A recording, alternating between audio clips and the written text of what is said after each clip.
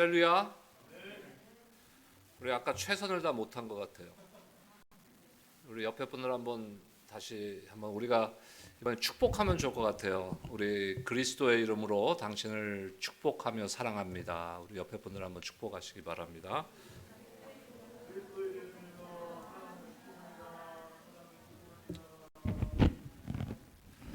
제가 예수님을 구주로 영접하고 신앙생활을 하면서 선교지에 가 있을 때도 그렇고 어디 여행을 할 때도 그렇고 사실 주일을 빠뜨린 적이 없습니다. 현지에 있는 교회에 가서 예배를 드리고 하는데 지난주 한 주 제가 부득이하게 예배를 빠졌는데 온라인으로 여러분들과 함께 예배를 드렸는데 참 그런 우리가 이게 항상 우리는 예배 드릴 수 있을 거라고 생각하잖아요. 그냥 우리는 아무 문제 없이 예배 드린다. 다음 주일도 우리는 예배 드릴 것이다.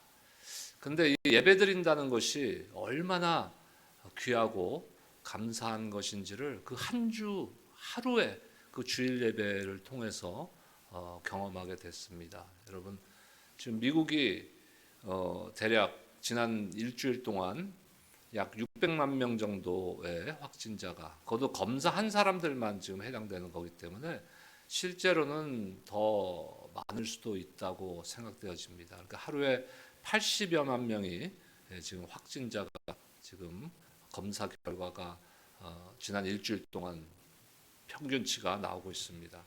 한국은 지금 4천여 명 정도 나오는데 거의 200배 정도의 확진자가 미국에서 지금 나타나고 있습니다.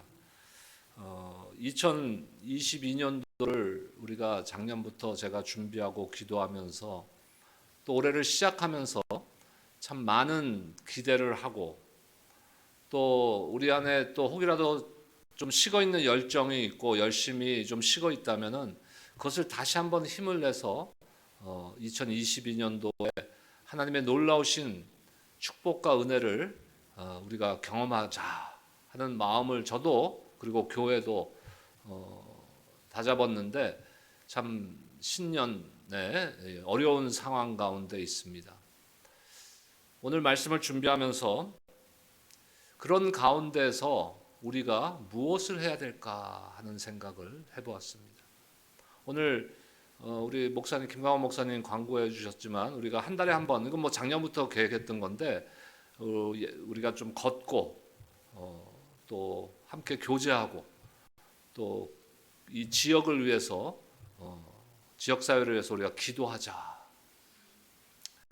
이제 포스트 코로나 시대를 우리가 대비해야 됩니다, 여러분. 코로나와 함께 이게 언제 종식될지 모르죠. 하나님의 계획이 이런 가운데 우리가 할 수 있는 것은 최선을 다해야 되는.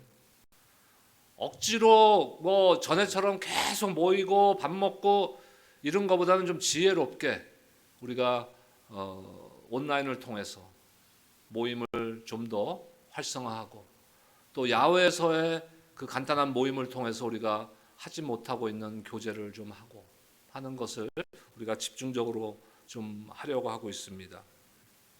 오늘 하나님의 말씀 사도행전 16장 11절에서 15절까지의 말씀을 보도록 하겠습니다.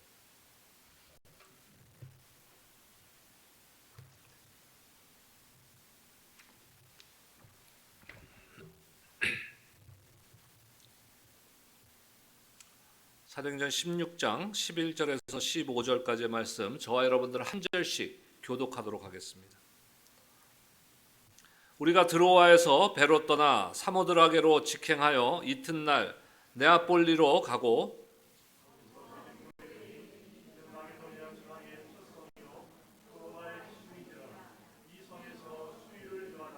안식일에 우리가 기도할 곳이 있을까 하여 문 밖 강가에 나가 거기 앉아서 모인 여자들에게 말하는데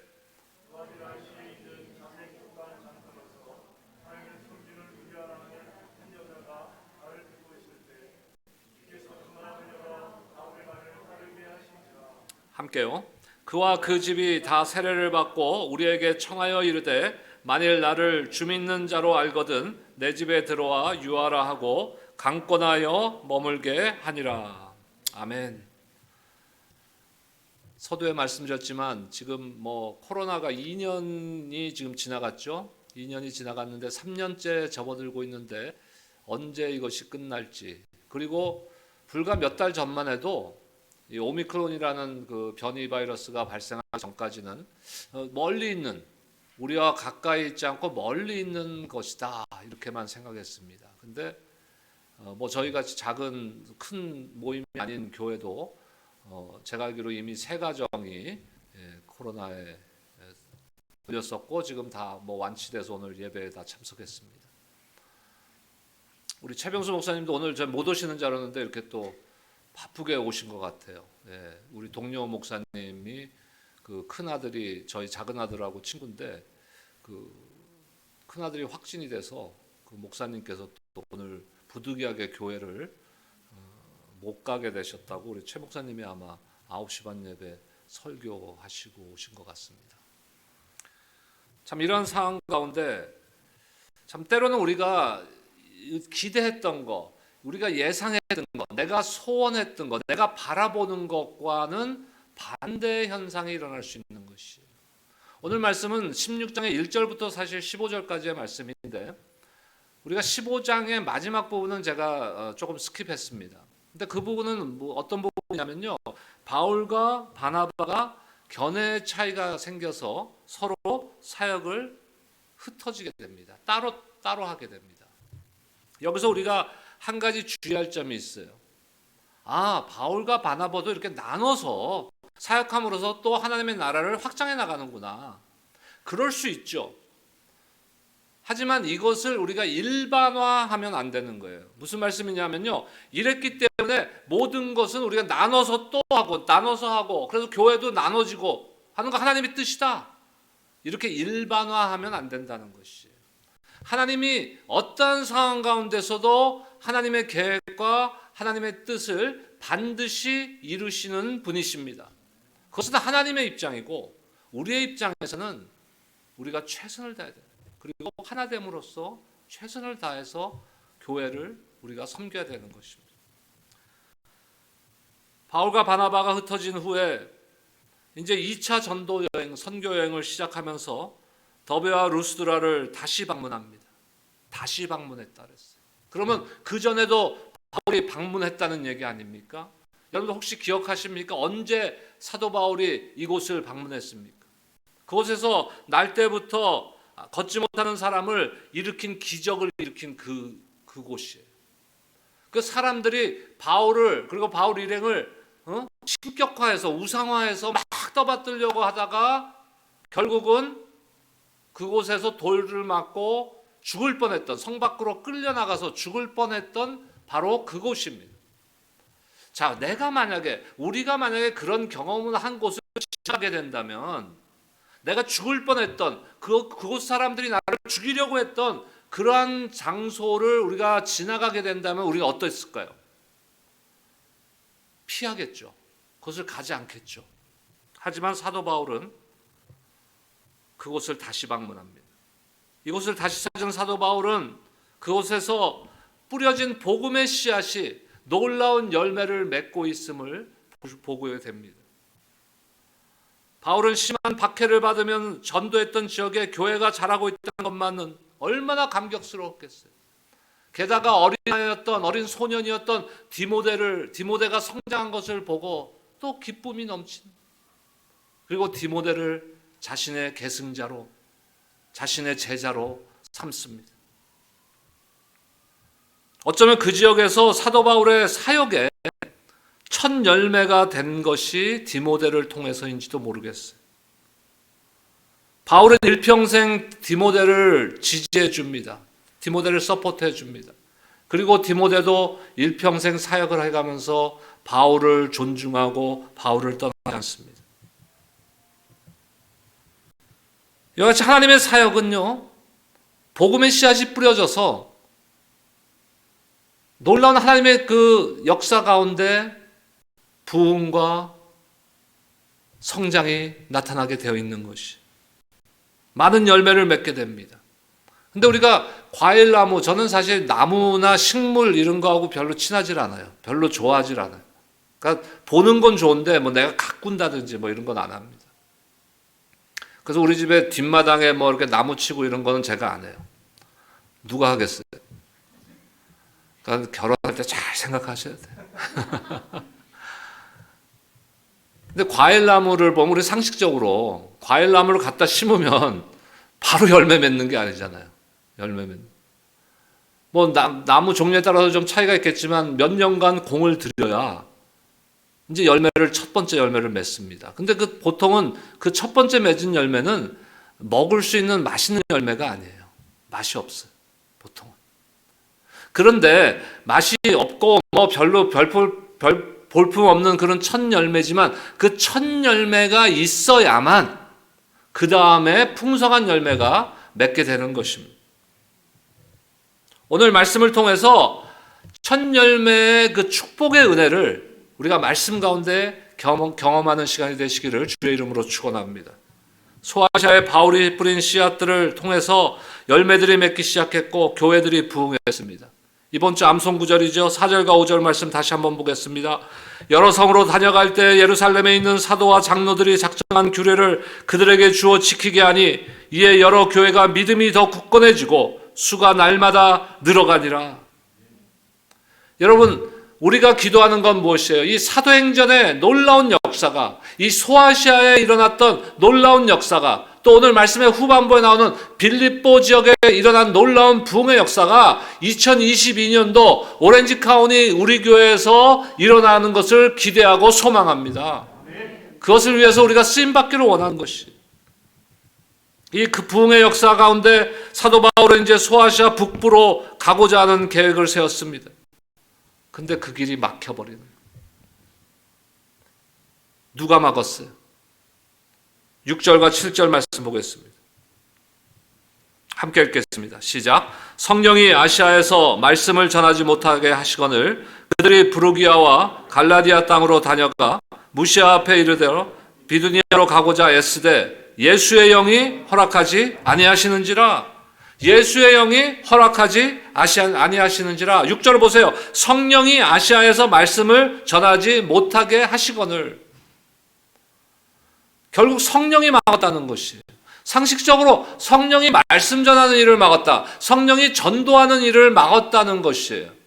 상식적으로 참 이해가 안 되는 것이죠. 성령이 말씀을 전하지 못하게 하는 일도 있습니까? 오늘 말씀을 보니까 있다는 것이에요. 물론 그것에 분명한 목적이 있다는 것이에요. 왜 그러셨을까? 성령께서 인도하시며 하시는 일에 하나님의 축복이 따르는 것이 정상입니다. 근데 때로는 사도 바울도 보면은 시련과 핍박을 경험하게 됩니다. 그럼에도 불구하고 결과적으로 사도 바울의 사역에는 엄청난 풍성한 열매를 맺게 된다는 것이에요. 왜 그랬을까요? 왜 사도 바울이 그렇게 힘들고 어려운 상황 가운데 핍박받고 죽을 뻔하고 박해받고 힘든 고통을 받는 가운데서도 놀라운 열매가 결과적으로 맺어진 이유는 뭐예요? 바로 그것이 성령의 이끄심이라는 것이에요. 여러분, 우리가 사역을 하든 우리가 이 땅을 살아가는 삶 가운데든 우리 가정이든 우리 사업이든 무엇의 인도하심이 있어야 됩니까? 성령의 인도하심이 있어야 되는 것이에요. 왜 교회가 말씀을 묵상하자 그러고 기도에 힘쓰자 그럽니까? 성령의 인도하심을 받기 위해서, 하나님의 뜻을 분별할 수 있기 위해서요.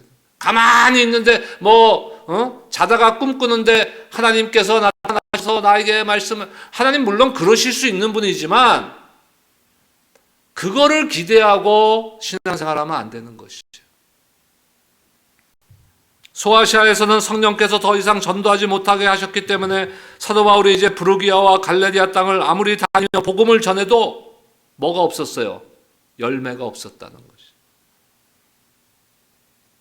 근데 오늘 말씀의 후반부에 나오는 두들겨 맞고 결국 감옥에도 가고 하는 빌립보 지역이에요. 그 빌립보 지역에서는 어떻습니까? 놀라운 열매가 풍성하게 열리는 결과를 볼 수 있습니다. 어떤 상황 속에서도 하나님께서 함께 하시면 반드시 문이 열립니다. 하나님께서 함께 하시면 풍성한 열매가 맺게 되어 있습니다. 반대로 하나님의 도우심과 인도하심이 아니라 내 힘으로, 내 노력으로, 내 계획대로, 내 생각대로 하려다 보면요, 수만큼 열매가 맺어지지 않게 되는 거예요. 그렇기 때문에 우리가 점검해야 돼요. 아, 이 생각이 하나님의 생각과 같은 생각인가? 나의 계획이 하나님의 계획과 같은 방향인가? 이것을 늘 우리가 돌아봐야 되는데 어떻게 돌아볼 수 있습니까? 영적으로. 두 가지 항상 강조하잖아요. 저를 따라 합시다. 말씀과 기도뿐이다. 이것뿐이에요. 말씀을 통하여서 하나님의 뜻을 깨닫고 기도를 통하여서 주님의 뜻하신 길에 문을 열어주시기를 간절히 간구해야 되는 것이 성령의 인도하심이 있어야 됩니다. 두 번째로 우리에게는 무엇이 있어야 돼요? 우리가 아까 서론에 말씀드렸죠. 새해를 준비하고 새해를 시작하면서 우리에게 간절한 기대와 소망이 있었습니다. 그런데 환경과 상황은 그에 미치지 못하는 것 같은 거예요. 하지만 우리에게 그것이 없어지면 안 돼요. 성령께서 바울의 전도의 문을 소아시아 지역에서 막으시자 바울 일행은 이제 드로아에서 배를 타고 유럽으로 향합니다. 바울이 유럽으로 가기로 결정하기 전에 상황과 한번 비교해 볼까요? 7절 말씀을 보면 무시아에서 비두니아로 가고자 했었지만 길이 열리지 않았다라고 말씀하고 있습니다. 예수의 영이 허락하지 않았다고 말씀하고 있습니다. 사도 바울이 아마도 답답했을 거예요. 사도 바울이 아무리 훌륭한 신앙인이고 아무리 훌륭한 사역자이지만 사도 바울이 매 순간 딱 상황이 이렇게 바뀌면 아, 이게 하나님의 뜻이구나 이렇게 판단했을까요? 그건 불가능한 일이에요. 고뇌하고 고민하고 무엇이 하나님의 뜻인가? 왜 나에게 이런 시련이 오는가? 왜 문이 안 열리는가? 얼마나 힘들게 생각하고 고민하고 기도했겠어요. 답답했을 것입니다. 하지만 결국 자신이 계획했던 것을 내려놓고 성령의 인도하심을 따라가니까 길이 열리는 것이. 오늘 요람을 보시면은 올해 우리가 이제 사역하는 거에 대해서 간단하게 제가 정리해 놨는데 특히 훈련 쪽을 보시면은 양육 훈련을 다시 시작할 겁니다. 13주인가요? 13주 양육 훈련을 다시 시작하고 그 다음에 제자 훈련의 일환인데 선하고 아름다운 시리즈가 있습니다. 달라스 윌라드의 제자죠. 스미스 목사님이 제임스 브라이언트 스미스라는 목사님의 책인데 물론 우리가 제자 훈련을 통해서 말씀을 묵상하는 것을 배우고 훈련하고 말씀을 암송하고 이것도 중요합니다. 근데 이 책은 그런 것을 중점으로 두는 것이 아니에요. 이 책의 세 권을 통해서 하는 과정은 뭐냐면요. 우리가 살아가면서 얼마나 많은 오해와 착각과 편견을 갖고 살아가는지 우리는 몰라요. 우리 자신은 몰라. 내가 다 맞다고 생각하는. 나는 대부분 다 옳다고 생각하는 거예요. 근데 우리가 얼마나 많은 순간에 우리의 많은 생각과 많은 말과 행동이 편견이고 오해고 잘못됐다는 것을 잘 모르고 살아간다는 거죠. 그래서 그 과정을 통해서 우리의 오해와 편견과 우리의 잘못된 것들을 예수님의 생각과 예수님의 계획으로 바꿔나가는 것이 말씀을 통해서. 사도 바울은 성령의 인도하심을 따라가면서 자신이 잘못 생각했던 것을 내려놓게 되는 것이. 하나님께서는 우리 각자의 삶에 대한 아주 세밀한 계획을 갖고 계십니다. 여러분, 제가 캄보디아 같은 데를 가보면요. 캄보디아가 전 세계에서 밑에서 몇 번째로 가난한 나라예요. 거의 제일 가난한 나라라고 생각하시면 됩니다. 가운데 호수가 있습니다. 나라의 중심에 큰 호수가 있고 호수를 중심으로 동쪽에 도로가 돼 있고 서쪽으로 도로가 있어요. 그래서 동쪽 도로로 가서 서쪽 도로로 내려오면은 그 나라 전체를 한 바퀴 도는 거예요. 근데 동쪽 도로는 누가 건설을 했냐면은 호주에 있는 토목 회사가 건설을 했어요. 호주 회사가. 그리고 서쪽 도로는 태국 회사가, 타일랜드 회사가 건축을 했어요. 근데 우기가 온단 말이에요. 비가 많이 오잖아요. 우기가 오고 나면요, 이 동쪽 그의 호주 회사에서 건설한 그 도로는 별로 문제가 없어요.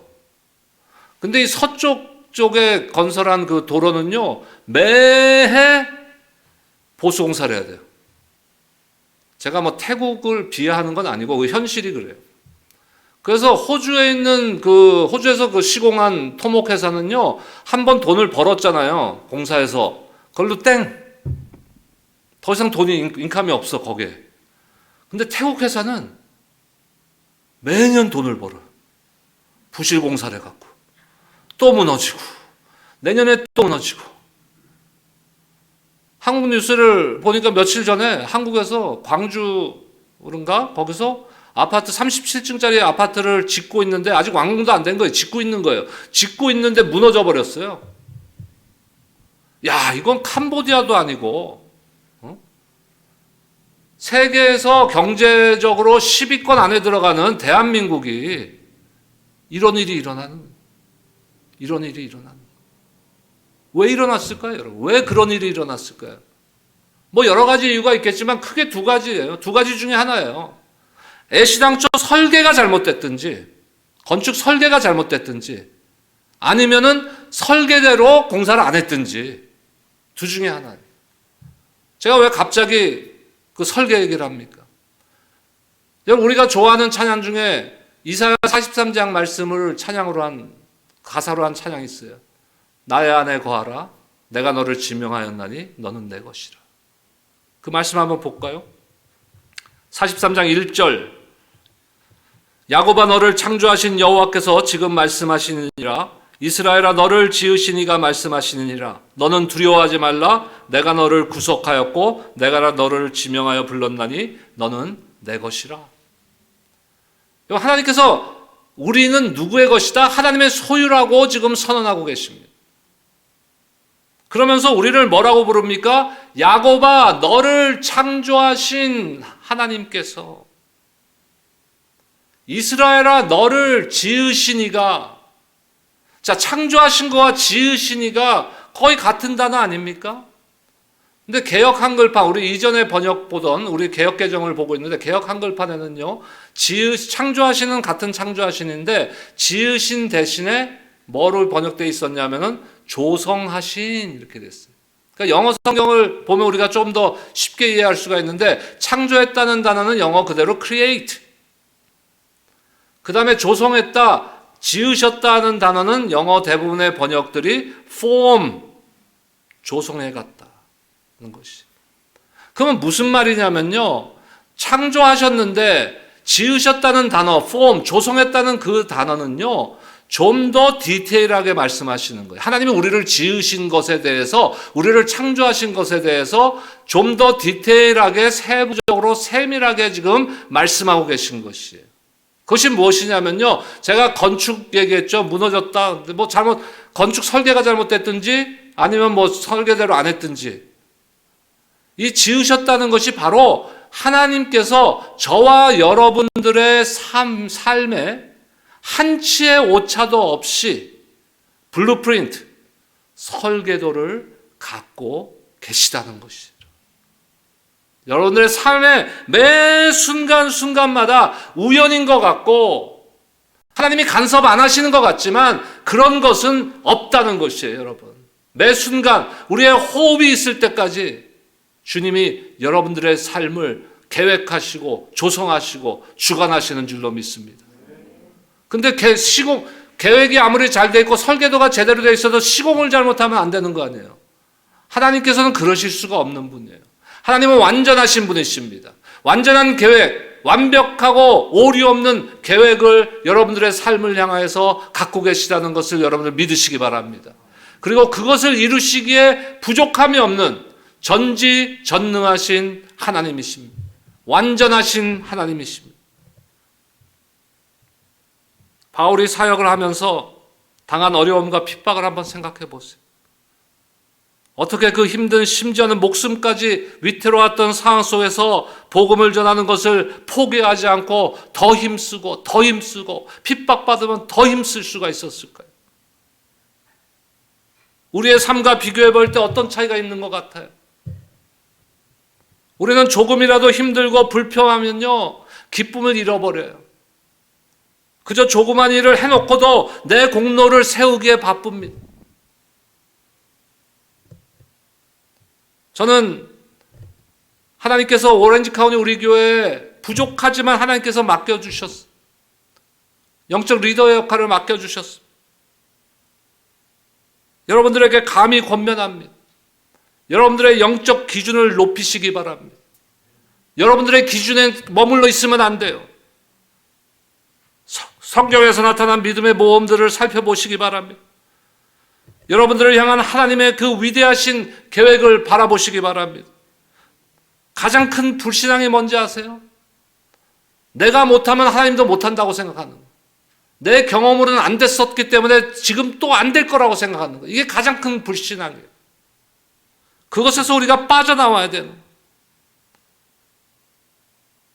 코로나 때문에 모이지 못해요.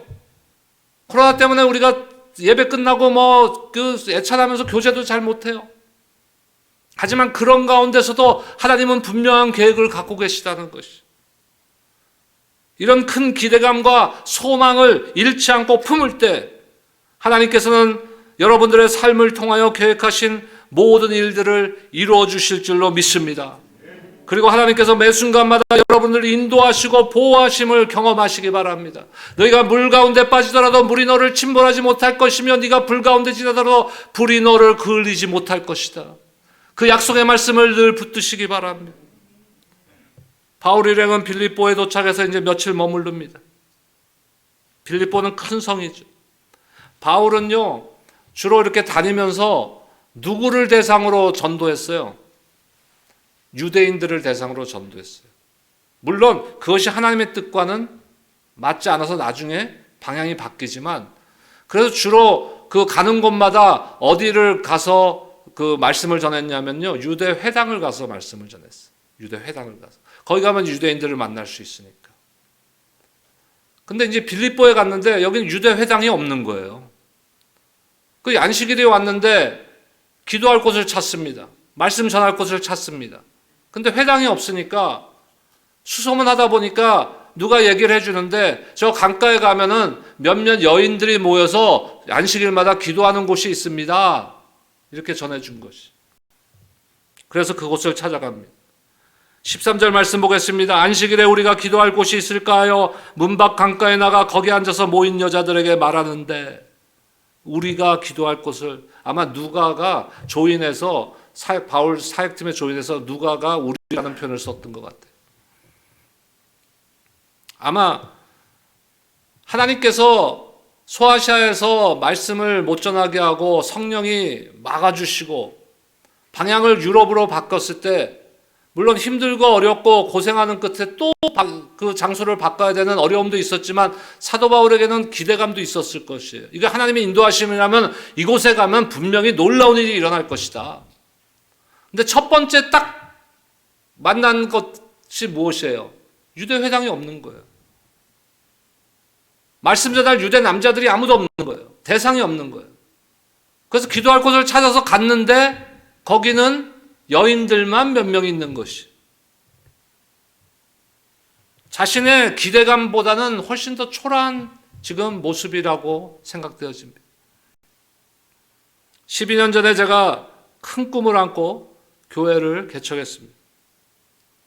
교회 개척을 준비하면서 저는 고민을 했어요. 우리 그 당시에 제가 섬기던 교회 담임 목사님이 여기 앉아 계셔서 조금 말씀드리기가 껄끄럽습니다만은,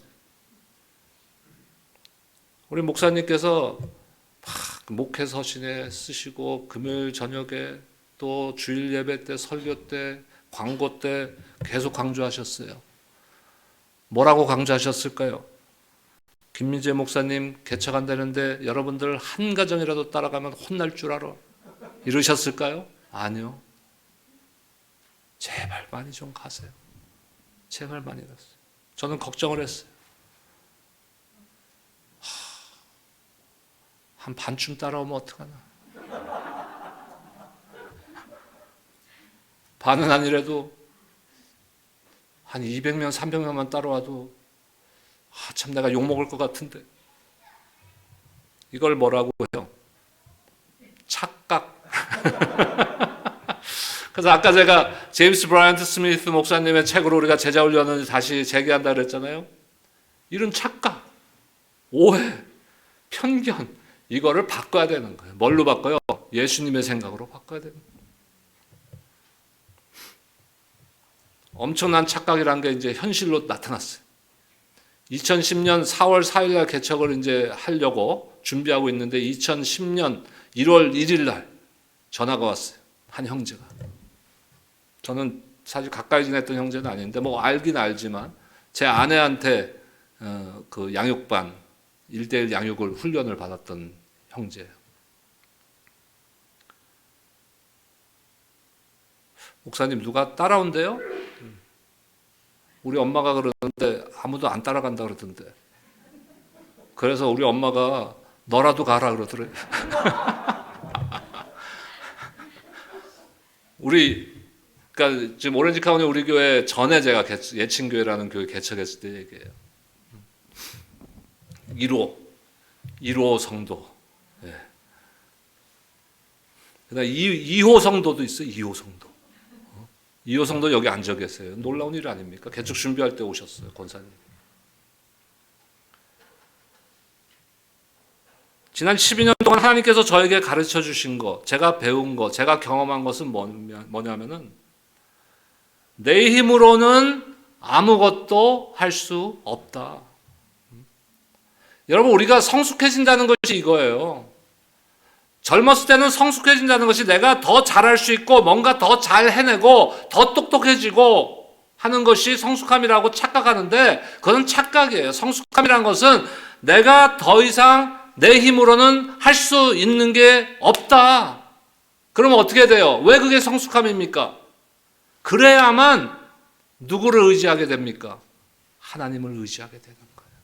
내가 할 수 있고 내가 똑똑해서 내가 다 알고 나는 항상 옳고 이렇게 생각한다면은 하나님에게 의지할 마음이 안 생기는 거예요. 신앙생활은 우리의 관점을 하나님의 관점으로 바꿔가는 것이, 우리의 잘못된 생각과 편견과 착각을 예수님의 생각으로 바꿔나가는 것이, 이게 신앙생활이에요. 사도 바울도 사람이기 때문에 실망했을 수 있습니다. 저도 때로는 좌절되고 실망감을 겪을 때도 있습니다. 사도 바울도 좀 더 좋은 장소, 강가가 아니라 훌륭한 유대회당에서 여자들이 아니라 유대 남자들을 대상으로 말씀을 전하고 기도할 수 있었으면 좋지 않았을까 하는 실망감을 가졌을 수도 있습니다. 그런데요, 이러한 초라한 출발, 빌립보에서 이 초라한 출발이 세계를 복음화하는 작은 불씨가 되었다는 사실을 우리는 알고 있는 것이죠. 바울이 강가에서 복음을 전하며 사역을 감당할 때 그곳에는 유럽 선교의 첫 열매가 맺게 됩니다. 그 첫 열매가 누구예요? 바로 루디아라는 첫 열매가 맺게 됩니다. 지금도 마찬가지입니다. 우리 교회가 비록 수적으로 적고 약한 교회이지만 이곳에서 어떤 일이 일어날지 우리는 하나님의 계획을 다 알 수 없습니다. 우리 안에서 오렌지 카운티의 루디아가 나올 수 있다는 것이에요. 우리 안에서 바울이 나올 수 있다는 것이에요. 우리 안에 디모데와 같은 제자가 나올 수 있다는 것입니다. 여러분, 루디아의 신앙을 배우시기 바랍니다. 하나님을 섬기는 사람이었습니다. 14절과 15절을 보면 사울하면서 신앙생활을 했습니다. 전심으로 주님만 바라보는 신앙인이었습니다. 왜 그랬을까요? 신앙의 자세가 중요한 거예요, 여러분. 신앙의 자세의 가장 기본은요, 우선권의 문제입니다. 우선권의 문제. 바울 같은 사역자 아니잖아요. 사업하는 여인. 사람들을 기쁘게 하고 사람들의 비위를 맞추는 것이 아니라 하나님을 기쁘게 하는 삶, 예수 그리스도 안에만 소망을 두는 삶을 살았다는 것입니다. 그러니 하나님께서 루디아를 선택하셔서 루디아의 마음을 열어주시고 빌립보의 첫 열매가 되게 해주셔서 세계 선교의 문을 열어주신 것이. 교회 안에는 섬겨야 될 일이 많습니다.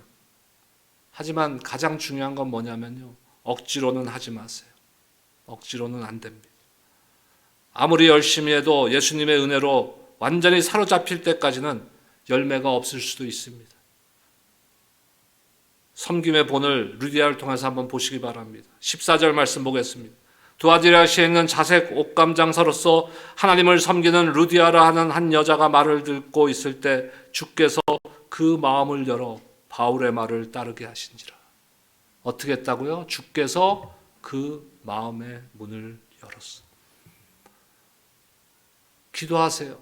하나님께서 나의 마음의 문을 열어주시게. 빌립보에는 루디아가 첫 열매였습니다. 루디아의 가정은 빌립보 교회의 시작이 되었습니다. 첫 열매가 된 루디아를 통해서 교회가 출발되고 재생산을 통해서 믿는 자들의 수가 날마다 늘어났습니다. 회복과 부흥은요, 첫 열매부터 시작되어서 재생산을 통해서 완성되어 가는 것이. 한 사람이 바로 서니까 교회가 바로 선 것입니다. 우리 교회 비전이 뭐예요? 여러분 주보를 보면 다 우리 교회가 어떤 교회인지 나와 있어요. 환영합니다. 인사말을 보면요. 5단계의 영적 성장을 경험하시기 바랍니다 하고 5단계를 써놨어요. 예수님과의 인격적 만남, 예배, 교제, 헌신, 그 다음에 재생산. 그러니까 우리 교회 궁극적인 비전은 뭐예요? 재생산이에요. 재생산. 첫 열매가 되어서 많은 풍성한 열매가 맺을 수 있도록 헌신함으로 재생산이 되는 것이, 재생산에 쓰임을 받는 것이 우리의 사명이고 교회의 비전입니다. 빌립보에는 루디아가 있었어요. 또한 바울을 계승한 디모데를 통해서 하나님께서는 놀라운 열매를 맺게 하십니다. 디모데를 통한 재생산, 루디아를 통한 재생산. 오늘 2022년도 사역 신청을 합니다. 억지로나 의무로가 아니라 하나님께서 마음을 열어주셔서 기쁨으로 올 한 해도 하나님 앞에 충성되이 섬기시기를 주의 이름으로 축복합니다.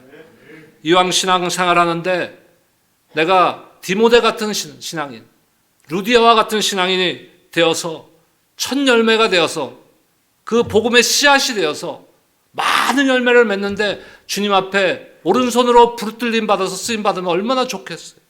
여러분 그런 소망을 한번 가져보시기 바랍니다. 그때 루디아를 축복하신 하나님께서 여러분을 축복하실 줄로 믿습니다. 여러분들이 복을 받을 뿐만 아니라 그 복을 전하는 역할을 하게 될 줄로 믿습니다. 그런 여러분들 모두가 되시기를 주의 이름으로 축원합니다. 기도하겠습니다. 하나님 감사합니다. 첫 열매의 축복에 대한 말씀을 받았습니다. 하나님, 우리 각자가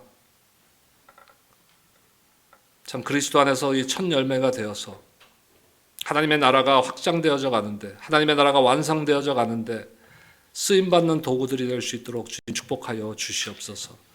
오늘 2022년도 사역에 그 신청을 합니다.